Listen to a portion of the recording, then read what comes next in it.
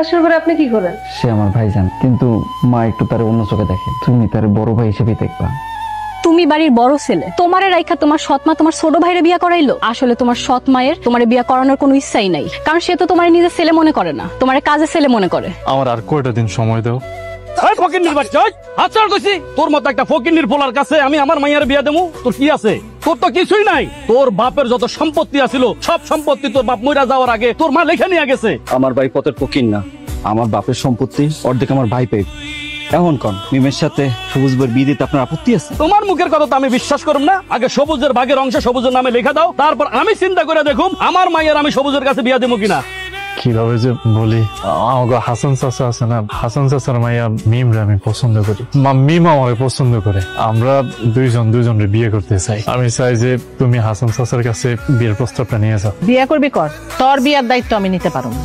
আর শোন, এই বাড়ি ঘর সম্পত্তি সব আমার নামে। বিয়া করলে বউ নিয়ে অন্য বাড়িতে উঠবি, আমার বাড়িতে আইতে পারবি না।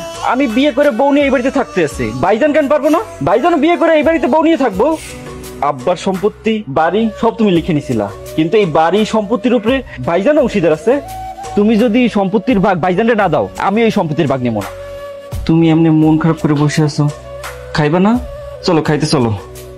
খামো না, আমার মন ভালো না। মন ভালো নাই কেন? তোমার ভাইয়ের লেগে। ভাইজানের কারণে? কেন, কি হয়েছে? তোমার ভাই সবসময় আমার দিকে কেমন করে জানি ছায়া থাকে।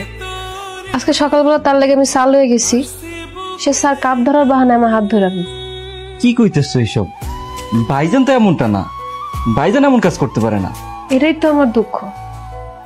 বউর দিকে কেউ খারাপ নজরে তাকাইলে, খারাপ আচরণ করলে সে তার স্বামীর কাছে সবকিছু হয়।